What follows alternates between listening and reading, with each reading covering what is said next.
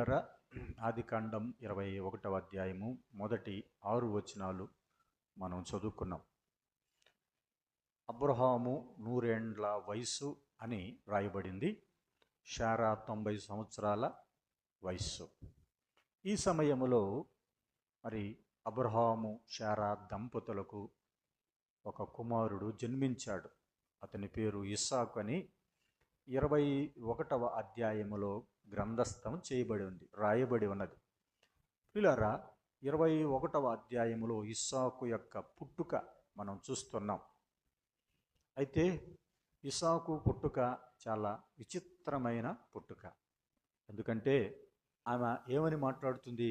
నేను వృద్ధురాలనే అన్నది కదా. ఏముంది ఆమె? నేను వృద్ధురాలనే. పిల్లరా, ఆమె వృద్ధురాలుగా ఉన్నప్పుడు వృద్ధాప్యమందు గర్భము ధరించటం చాలా కష్టం. యేసుక్రీస్తు ప్రభువారికి ఇస్సాకుకు అనేకమైన పోలికలు ఉన్నాయి. మరియ కూడా అదే మాట మాట్లాడుతుంది, ఇది ఎలా సాధ్యం? శారా కూడా అదే మాట మాట్లాడుతుంది, ఇది ఎలా సాధ్యం? ఇస్సాకు విషయంలో దేవుడు చెప్తున్నటువంటి మాట ఏమిటంటే, యెహోవాకు అసాధ్యమైనది ఏదైనా కలదా అన్నాడు. ఏదైనా ఉన్నదా అన్నాడు. అదే యేసుక్రీస్తు ప్రభువారి విషయములో దేవుని యొక్క మాట నిరర్ధకము కాదు అన్నాడు. ఆయన చెప్పాడంటే జరుగుతుంది అంతే. వారిద్దరి విషయాల్లో ఒక ప్రత్యేకత కనపడుతుంది. ఏమిటంటే, ఇస్సాకు విషయములో నిజంగా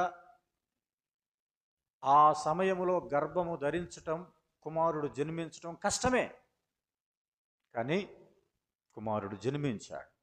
అలాగే మరియ విషయములో కూడా పరిశుద్ధాత్మ ద్వారా మరి కుమారుడు జన్మించటం ఇది సాధ్యం కాదు, కానీ అది సాధ్యమైంది.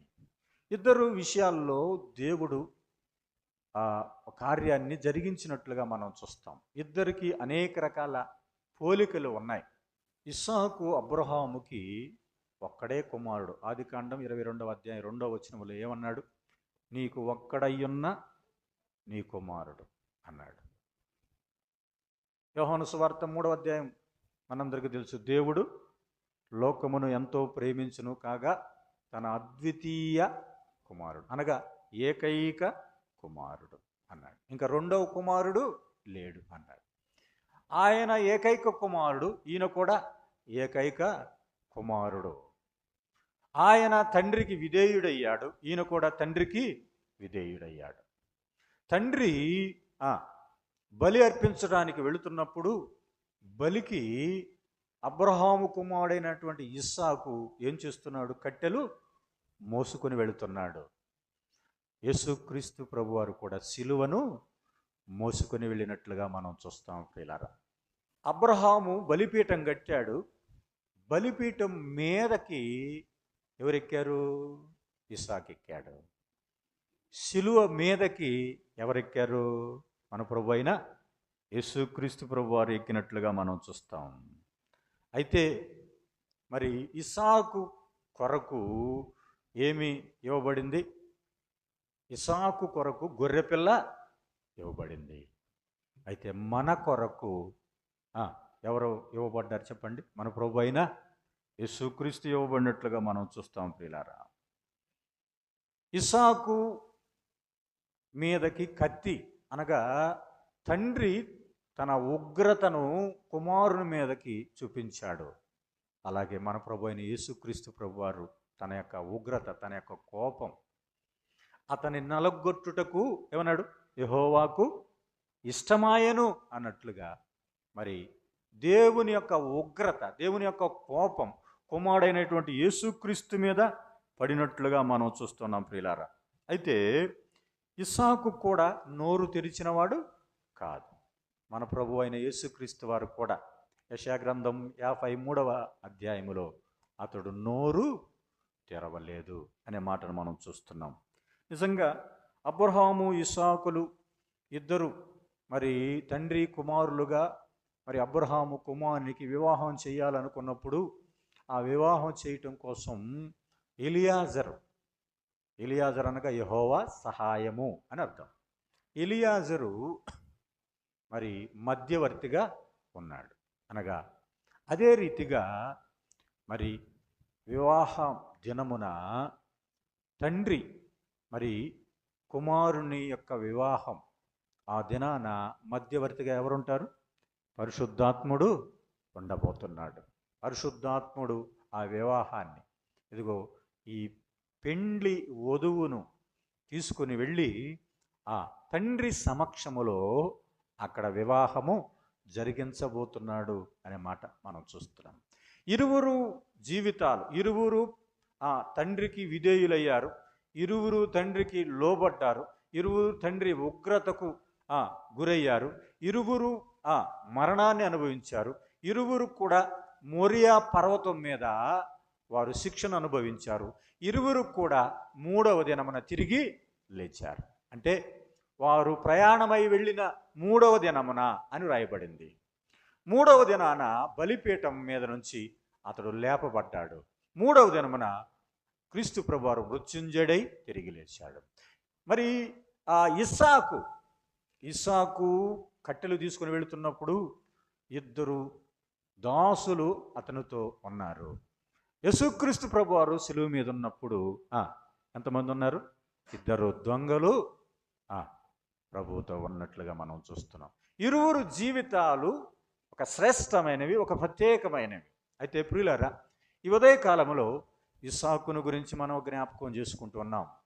ఇస్సాకు అనగా నవ్వు అని అర్థం. ఇస్సాకు అంటే అర్థం ఏమిటి? నవ్వు. ప్రియులారా, అతడు నవ్వు కలిగించాడు అని శారా చెప్తుంది. ఏముంటుంది? వినువారెల్లా నా విషయమై నవ్వుతారు అన్నాడు. అంటే నా సంగతి విని నవ్వేవారు ఉన్నారు, నాకు కూడా ఏం కలిగింది? నవ్వు కలిగింది. శారాకి నవ్వు కలిగింది అన్నాడు ప్రియులారా. అయితే నవ్వు ఎప్పుడు కలుగుతుంది ప్రియులారా? మానవుని జీవితంలో నవ్వు ఎప్పుడు కలుగుతుంది? ఏ వ్యక్తి అయితే సంతోషముగా ఉన్నాడో అప్పుడు నవ్వగలుగుతాడు. అయితే మన నోటి నిండా ఏముండెనన్నాడండి? 126వ కీర్తన 2వ వచనములో నవ్వుండెను అన్నాడండి. ఇశ్రాయేలు ప్రజలను గురించి జ్ఞాపకం చేస్తూ, ఇశ్రాయేలు ప్రజలు సియోనుకు మనము తిరిగి వచ్చినప్పుడు మనము కలకనిన వాని వలె ఉంటిమి అన్నాడు. వారు తిరిగి వచ్చారు. బబులోను చెరలో ఉన్నారు. బబులోను చెర నుంచి తిరిగి వచ్చారు. తిరిగి వచ్చినప్పుడు వారికి నిజంగా ఆశ్చర్యం కలిగింది. 70 సంవత్సరాల చెర నుంచి మనము తిరిగి వచ్చామే, ఇది నిజమేనా అని ఒక కలగా వారికి అనిపించింది. అప్పుడు వారు మాట్లాడుతున్న మాట, వారు పాడుకుంటున్నటువంటి పాట, మన నోటి నిండా నవ్వుండెను. ఎప్పుడు వారికి నవ్వు ఉంది? చెర నుంచి విడిపించబడినప్పుడు అని రాయబడిందండి. మనము చెర నుంచి విడిపించబడినప్పుడు మన నోటి నిండా ఏముంది? నవ్వు. ఏ వ్యక్తికైనా నువ్వు ఎప్పుడు రావాలి చెప్పండి? చెర నుంచి విడిపించబడటం అనగా, చెర అనగా పాపపు చెర. పాపములోనే ఉండి పాపములోనే జీవిస్తూ పాపములోనే కొనసాగుతున్న వ్యక్తికి ఏమి లేదండి? నవ్వు లేదు. పాపములోనే జీవిస్తున్న వ్యక్తికి అతని జీవితంలో నవ్వు లేదు. ఏ వ్యక్తి అయితే విడుదల పొందాడో, చెర నుంచి విడిపించబడ్డాడో ఆ వ్యక్తి జీవితంలో నవ్వు ఉంది అని జ్ఞాపకం చేసుకుంటున్నాం. మన నోటి నిండా నవ్వు ఉంది. కారణం ఏమిటంటే మనము చెర నుంచి విడిపించబడితిమి. విడిపించబడిన ప్రతి వ్యక్తి జీవితంలో నవ్వు కలిగి ఉంది. కారణం ఏమిటంటే అపవాది చెర నుంచి మనం విడిపించబడ్డాం, మరణం అనే చెర నుంచి మనం విడిపించబడ్డాం, పాపం అనే దాస్యం నుంచి మనం విడిపించబడ్డాం. నవ్వు ఎవరికి ఉండదో? 137వ కీర్తనలో వారు బబులోను నదుల యొద్ద కూర్చుండి ఏం చేస్తున్నారంటండి? అక్కడ మమ్ములను సియోను కీర్తనలు పాడమని వారు కోరిరి అనే మాట చూస్తున్నాం. మేము ఎంతో శ్రమలో ఉంటే ఆ శ్రమలో వారు మమ్ములను పాటలు పాడమంటున్నారు. ఆ శ్రమలో మమ్ములను సంతోష గానము చేయమంటున్నారు. మేము ఎలా పాడతాం? శ్రమల్లో ఉన్నవాడు ఏ వ్యక్తి కూడా పాటలు పాడలేడు. మీలో ఎవడైనా శ్రమ కలిగితే ప్రార్థన చేయండి అన్నాడు. సంతోషం కలిగితే పాటలు పాడండి అన్నాడు. కీర్తనలు పాడాలి అన్నాడు. ఒక వ్యక్తి సంతోషం కలిగినప్పుడు అతడు పాటలు పాడతాడు. శ్రమ కలిగినప్పుడు వాడు పాటలు పాడలేడు. ఆ బబులోను నదుల యొద్ద కూర్చుండి మేము ఏడ్చుచూ ఉంటిమి అనే మాట చూస్తున్నాం. మమ్మల్ని ఎవరైతే చెరపట్టారో వారు మమ్మల్ని పాటలు పాడమంటున్నారు. ఎవరైతే మమ్మల్ని బాధించారో వారు సియోను కీర్తనలో పాడమంటున్నారు. సియోనును జ్ఞాపకం చేసుకొని మేము దుఃఖితులమైతిమి, బాధలో పాటలు పాడలేకపోతున్నాం. అయితే ప్రియులారా, మనము విడిపించబడ్డాం కాబట్టి మనము పాటలు పాడేవారంగా ఉన్నాం. అనగా మనకు నువ్వు ఉంది అన్నాడు. సియోనుకు తిరిగి వచ్చిన వారికి మన నోటి నిండా ఏముండాలి? నువ్వు ఉండాలి. విడిపించబడిన స్థితిని బట్టి మనము నవ్వాలి అని జ్ఞాపకం చేస్తున్నాడు. ప్రియులారా, ప్రకటన గ్రంథం 1వ అధ్యాయం 6వ వచనములో మన పాపముల నుండి మనలను విడిపించిన వానికి అనే మాట మనం చూస్తున్నాం. తన రక్తము వలన ఏం చేశాడంట? మనల్ని విడిపించిన వానికి అన్నాడు. యేసుక్రీస్తు ప్రభువారు మనల్ని విడిపించాడు. దేని నుంచి? యేసుక్రీస్తు రక్తము ద్వారా మన పాపముల నుండి మనలను ఏం చేశాడు? విడిపించాడు. మనము దాసులమయ్యాం. దేనికి? పాపానికి. పాపపు దాస్యం, మరణమనే భయం చేత మనము దాసులమయ్యాం. అయితే దాస్యము నుండి విడిపించాడు. ఇదిగో దాసత్వము చేస్తున్నారు ఇశ్రాయేలు ప్రజలు. ఎక్కడ? బబులోను దేశములో. వారు దాసులైపోయారు. వారు చెరలో ఉన్నారు. వారు బందీలుగా ఉన్నారు. వారు విడిపింపబడలేని స్థితిలో ఉన్నారు. అలాంటి స్థితిలో వారు ఇప్పుడు విడిపించబడ్డారు. చెర నుంచి విడిపించిన మన ప్రభు ఇప్పుడు ఏం చేస్తున్నారు? వారు నోటి నిండా నవ్వుండెను అనే మాట మనం చూస్తున్నాం.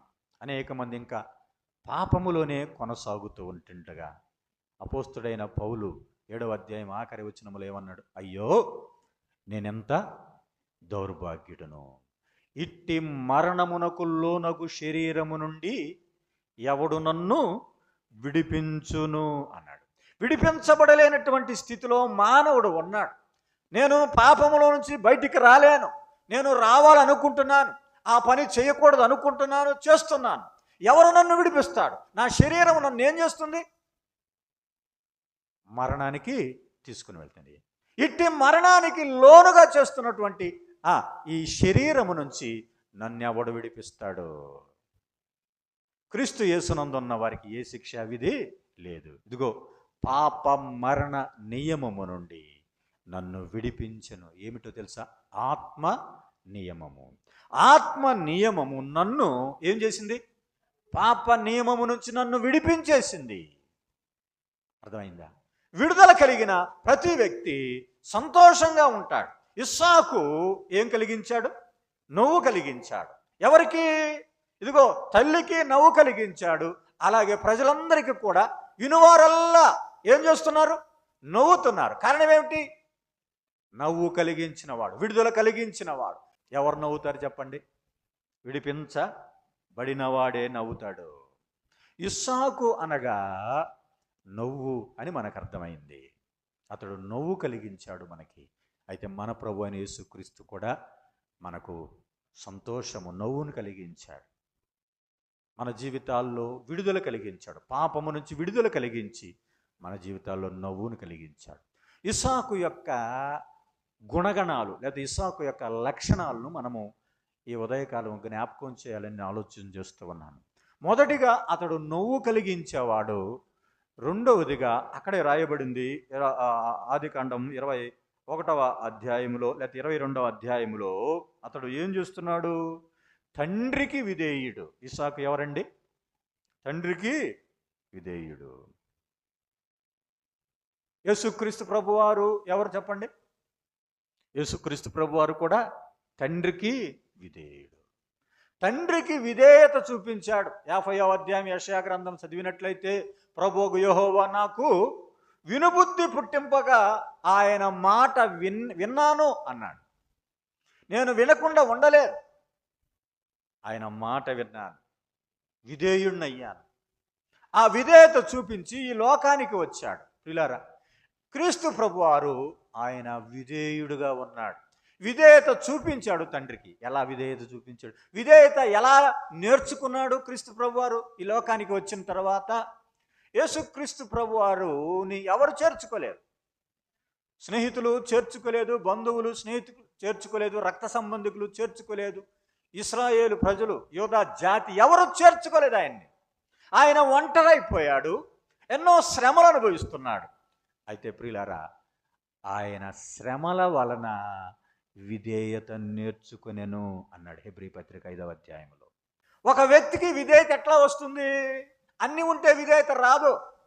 కుటుంబంలో వెండి ఉంది, బంగారం ఉంది, ఆస్తిపాస్తులు ఉంది, లగ్జరీస్ లైఫ్ ఉంది, అన్నీ ఉన్నాయి, ఉద్యోగం ఉంది, పిల్లలు ఉన్నారు, చదువులు ఉన్నాయి, ఆర్థికంగా బలపడినవాడుగా ఉన్నాడు, స్థలాలు ఉన్నాయి, పొలాలు ఉన్నాయి, భూములు ఉన్నాయి, పంట ఉంది, ధాన్యం ఉంది, మంచి మంచి వస్త్రాలు అన్నీ ఉన్నాయి.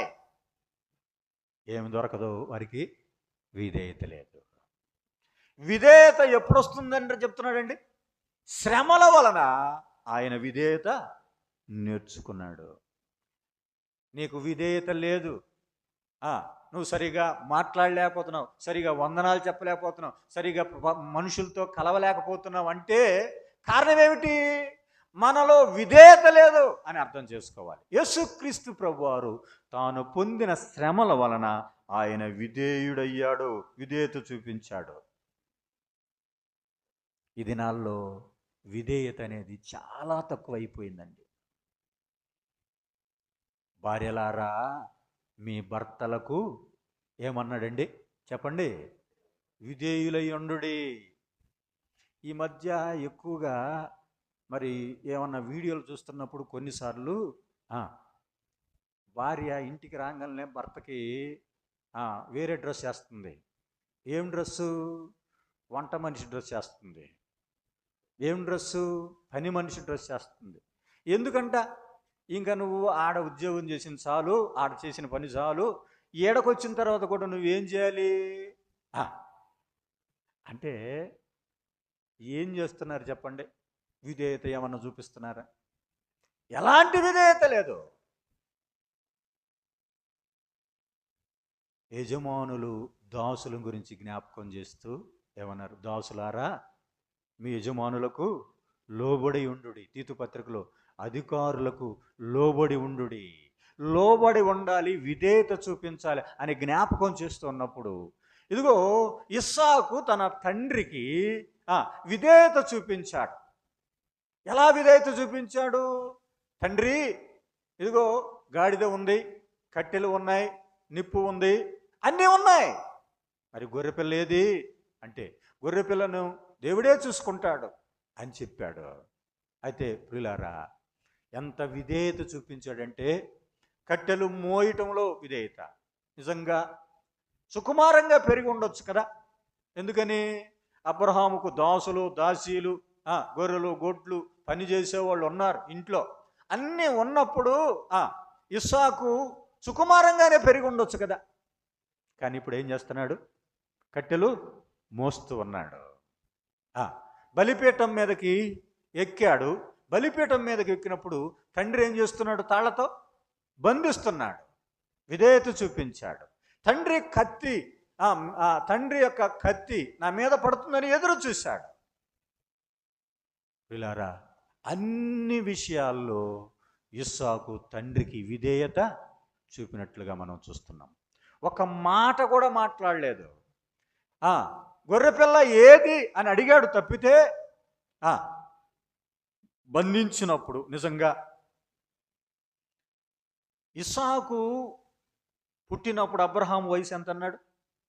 100 సంవత్సరాలు. మరి ఇప్పుడు యవన ప్రాయానికి వచ్చాడు కదా. దాదాపుగా యేసుక్రీస్తు ప్రభువారు యవన కాలంలో ఉన్నంత వయసు, అంత వయసులో ఉన్నప్పుడు అబ్రహాము కూడా వృద్ధుడైపోయాడు. అబ్రహామును మీద తిరగబడవచ్చు. అబ్రహామును నన్ను చంపుతున్నావు, నీకు ఒక్కడనే కుమారుడు కదా, నన్ను ప్రేమించానన్నావు, నన్ను ప్రేమించానని చెప్పి నా మీద దాడి చేస్తావా అని అబ్రాహాము మీద తిరగబడినవాడు కాదు. కారణం, అబ్రహాముకు ఇస్సాకు విధేయత చూపినట్లుగా మనం చూస్తున్నాం. ప్రియులారా, ఈ దినాల్లో మనము విధేయత చూపించే వారంగా మనం ఉండాలి. అబ్రహాముకు ఇస్సాకు తండ్రి కార్యముల యందు ఏం చేస్తున్నాడు? విధేయత చూపిస్తున్నాడు. అయితే నీవు నేను మన తండ్రి కార్యముల పట్ల ఏం చూపించాలి చెప్పండి? విధేయత చూపించాలి. నేను దేవుని నమ్ముకున్నానండి, మంచిదే. నేను దేవుని ప్రేమిస్తున్నానండి, మంచిదే. నువ్వు దేవుని ప్రేమిస్తున్నావని చెప్పి దేవునికి విధేయత చూపకపోతే, తీతు పత్రికలో, తీతు పత్రిక క్రేతీయులకు రాశాడు. క్రేతు అనే ప్రాంతంలో ఉన్న సంఘానికి మరి తీతు మరి దేవుని పని చేస్తున్నప్పుడు, వారి మధ్య దేవుని పని చేస్తున్నప్పుడు వారికి రాస్తే, ఆ క్రేతీయులు ఎలాంటి వారు చూడండి. తీతు పత్రిక 1వ అధ్యాయం 1వ అధ్యాయం 16వ వచనం కూడా చదువుదాం. చూడండి, వీరు ఎలాంటి వారు అంట? వారు ఎవరంటండి? వారు అవిధేయులు. వారు విధేయులు కాదంట. ఎవరు వీళ్ళు? ఏమని చెప్పుకునేవాళ్ళు వీళ్ళు? దేవుని ఎరుగుతాం, మాకు దేవుడు తెలుసు అని చెప్తున్న అనేక మంది ఎలా ఉంటున్నారు? అవిధేయులుగా ఉంటున్నారు. కింద ఇంకేమన్నాడు? ఇంకా ప్రతి సత్కార్యం విషయమైన భ్రష్టులై ఉండి తమ క్రియల వలన ఎలా ఉన్నారంటండి? ఆయనను ఎరగమన్నట్టుగానే ఉన్నారు. ఎరిగిన వారే, కానీ వారి జీవితం ఎలా ఉంది? ఎరగని వారిలాగే ఉంది. కారణం, వారి జీవితంలో అవిధేయత. ఎలా వచ్చింది అబ్రహాము కుమారుడైన ఇస్సాకు ఈ విధేయత? అబ్రహాము తండ్రి ఏం చేస్తుంటే అది చేస్తున్నాడు. అబ్రహాము బలిపీఠాలు కట్టడం చూస్తున్నాడు. అబ్రహాము ప్రార్థనా జీవితం చూస్తున్నాడు. ఆదికాండం 18వ అధ్యాయం 19వ వచనం చదువుదాం. చూడండి, ఆదికాండం 18వ అధ్యాయం 19వ వచనంలో ఏమన్నాడు? ఎట్లనగా, యెహోవా అబ్రహామును గురించి చెప్పినది అతనికి కలుగజేయునట్లు తన తరువాత తన పిల్లలు అన్నాడు. తన తర్వాత తన పిల్లలు, తన ఇంటి వారు ఏం చేయాలి? నీతి న్యాయములు జరిగించాలి. పిల్లల్ని ఎలా పెంచుతున్నావు? నీతి న్యాయములు జరిగించేవారుగా పెంచుతున్నావా? యథార్థవంతులుగా పెంచుతున్నావా? భయభక్తులు గలవారుగా పెంచుతున్నావా? లోబడేవారుగా పెంచుతున్నావా? విధేయులుగా ఉండేవారుగా పెంచుతున్నావా? ఆయనతో మాట్లాడబాక అని చెప్తున్నారా? కొన్నిసార్లు తల్లిదండ్రులము మనము విధేయత నేర్పాలి. అబ్రహాము వారి పిల్లలకు నీతి న్యాయములు చెయ్యాలా, వారి పిల్లలు ఎలా ఉండాలో నేర్పుతున్నాడు. అంత మాత్రమే కాదు, ఇస్సాకు యొక్క మనసు ఎలాంటిదంటే, అతని మనసు క్షమించే మనసు, సమాధానాన్ని కోరుకునే మనస్సు ఇస్సాకు యొక్క మనస్సు. 26వ అధ్యాయంలో ఇస్సాకు గెరారులో నివసించాడు కదా. గెరారులో నివసిస్తే ఏం చేశారు గెరారులో ఉన్నవారు? ఇస్సాకు అన్ని విషయాల్లో అభివృద్ధి పొందాడు కదా. గొర్రెలు ఉన్నాయి, గొడ్లు ఉన్నాయి. ఇస్సాకు కూడా దాసదాసీలు ఉన్నారు, ఆస్తిపాస్తులు ఉన్నాయి, వెండి బంగారాలు ఉన్నాయి, అన్నీ ఉన్నాయి. ఇస్సాకు విత్తనము వేసి ఏమన్నాడండి? 100 ఫలము పొందెను అనే మాట. ఈ ఫలాన్ని చూసినప్పుడు ఫిలిస్తీయులు, అనగా గెరారులో ఉన్న ఫిలిస్తీయులు ఇస్సాకును చూసి ఏం చేయబడ్డారంట? అసూయ పడిరి అన్నాడు. ఏమి చూశాడు? అరే, వాడు ఎక్కడి నుంచో ఇక్కడికి వచ్చాడురా, ఇక్కడికి వచ్చి మన మధ్య ఉండి, మన మధ్య పొలం వేశాడు, మన మధ్య బావులు తవ్వుకున్నాడు, మన మధ్య దాసదాస్యులు, మన మధ్య అన్ని సంపాదించుకున్నాడు, విస్తరించాడు, అభివృద్ధి పొందాడు అని ఫిలిస్తీయులకి ఏం కలిగిందంట? అసూయ కలిగింది అన్నాడు. అసూయ కలిగితే ఏం చేస్తున్నారండి? ఇప్పుడు వారికి పంట పొలం ఎట్టబండుతో చూస్తా, వారి యొక్క గొర్రెలకు, గొడ్లకు, వారికి ఒంటెలకు, వాటన్నిటికీ నీళ్ళు ఎట్లా తాగుతారో మేము చూస్తామని చెప్పేసి అబ్రహాము తవ్వించినటువంటి బావులను ఇస్సాకు తవ్విస్తే ఏం చేస్తున్నారు వాళ్ళు వచ్చి? వారు మళ్ళా పూడుస్తున్నారు. ఇదే అసూయ, ఎదగటం ఇష్టము లేక. ఒక వ్యక్తి బాగా ఎదుగుతున్నాడంటే ఇష్టము లేక ఏం చేస్తారు? అసూయపరులు వాటిని నాశనం చేయాలని చూస్తారు. నిజంగా ఆ బావులు పూడుస్తూ ఉన్నప్పుడు ఇస్సాకు యొక్క మనసు ఎలాంటిదంటే, సమస్య వచ్చినప్పుడు ఏం చేస్తున్నాడు? అతడు అక్కడి నుండి వెళ్ళి 23వ వచనం చూడండి, అక్కడి నుండి అతడు బేర్షబాకు వెళ్ళాడు. సమస్య వస్తే వారితో కొట్లాడలేదు, సమస్య వస్తే వారితో జగడమాడలేదు. ప్రియులారా, అర్థమైందా? అక్కడి నుంచి వెళ్ళిపోయినట్టుగా మనం చూస్తున్నాం. ఆ సమస్యల్లో అక్కడే కొట్టుమిట్టాడట్లేదు. ఇస్సాకు యొక్క మనసు క్షమించే మనసు, ఇస్సాకు యొక్క మనసు సమాధానము కలిగినటువంటి మనస్సు అనే మాట మనం చూస్తున్నాం. ప్రియులారా, గొడవలు పెట్టుకోలేదు. ఎంత అతన్ని హింసించినా, ఎన్ని రకాలుగా అసూయ పన్నినా, బావులు పూడ్చివేసినా అతడు సారిసారికి దూరం వెళ్ళిపోయాడే తప్పితే he just moved away and dug another wells. వెళ్ళాడు, మరొక బావి తవ్వాడు. అక్కడికి వచ్చిన మరలా అక్కడి నుంచి వెళ్ళి మరొక బావి తవ్వాడు తప్పితే, ఇది బావి నాది, మా తండ్రి బావులు, మేము సంపాదించుకున్నవి అని వారితో గొడవ పెట్టుకున్నవాడు కాదు. ఆత్మీయమైన జీవితంలో మనం అనేక సార్లు ఒక సమస్య వచ్చినప్పుడు మనము ఆ సమస్య దగ్గరే నిలబడకూడదు. ఏమైద్ది? సమస్య పెద్దదైద్ది. దాని నుంచి మనం ప్రక్కకు పోయే వారంగా మనం ఉండాలి. ఆత్మీయులంగా మనము ఆ సమస్య నుంచి, వారి అసూయ నుంచి, వారు చేసే కార్యాల నుంచి మనం ప్రక్కకు వెళ్ళిపోవాలి. ఆయనే మన సమాధానమై ఉండి, ఆయనే ఇంకంతే. He is our gift. యేసుక్రీస్తు ప్రభువారిని మనకు అనుగ్రహించాడు ఒక బహుమతిగా. లేకపోతే మనకు సమాధానం ఉండేది కాదు. దేవునితో సమాధానం లేదు, ఇతరులతో సమాధానం లేదు, యూదులతో సమాధానం లేదు. ఇప్పుడు ఏం చేశాడు? ఉభయులను ఏకం చేశాడు. వారికి వీరికి మధ్య ఏమున్నది? ఒక మధ్య గోడ ఉన్నది. ఆ మధ్య గోడను పడగొట్టాడు. మేము గొప్ప, అర్చనాచారాలు మావే, ధర్మశాస్త్రం మాదే, పితరులు మావారే, క్రీస్తు మాలోనే పుట్టాడు, మా జాతి గొప్పది అని అనుకుంటున్నారు ఇశ్రాయేలు ప్రజలు. మనకి ఏమి లేదు. దేవుడు ఏం చేశాడు? మధ్య గోడను పడగొట్టేశాడు.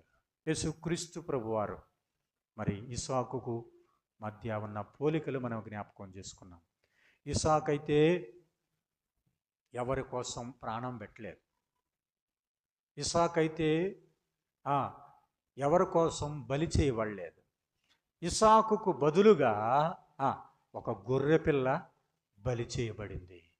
అయితే మన ప్రభు అయిన యేసుక్రీస్తు మన కొరకు ఆయన బలి చేయబడ్డాడు. ఇస్సాకు కంటే శ్రేష్ఠుడుగా ఉన్నాడు మన ప్రభు అయిన యేసుక్రీస్తు. కాబట్టి ప్రియులారా, ఆయన మన నిమిత్తమై బలి చేయబడి అప్పగించబడ్డాడు. కల్వరి శిలువలో వేలాడాడు. ఆయన ప్రాణాన్ని అర్పించాడు. మనందరి కొరకు ప్రాణాన్ని విమోచన క్రయధనముగా తన రక్తాన్ని ఆయన చిందించాడు. యేసు రక్తము మనల్ని ఏం చేస్తుందంటే ప్రతి పాపము నుండి మనల్ని విడిపిస్తుంది. క్రీస్తు ప్రభువును నమ్ముకుంటే, ఆయన బిడ్డలుగా తీర్చబడితే పరలోక రాజ్యానికి చేరుస్తానంటున్నాడు. ఆయన శిలువ మరణం పొంది ఆయన తను తాను అప్పగించుకున్నాడు. ప్రియులారా, ఎంత గొప్ప కార్యం మన పట్ల చేశాడు. ఇస్సాకులో ఉన్న గొప్ప లక్షణాలు మన ప్రభువు అయిన యేసుక్రీస్తులో కూడా ఉన్నాయి. కాబట్టి క్రీస్తు ప్రభువును నమ్మి ఆయన బిడ్డలుగా తీర్చబడదాం. ఇస్సాకు వంటి మంచి లక్షణాలు కలిగి మరి తండ్రికి ఇష్టలంగా మనం జీవిద్దాం. ఆ రీతిగా ఉండటానికి ప్రభువు సహాయం చేయనుగాక.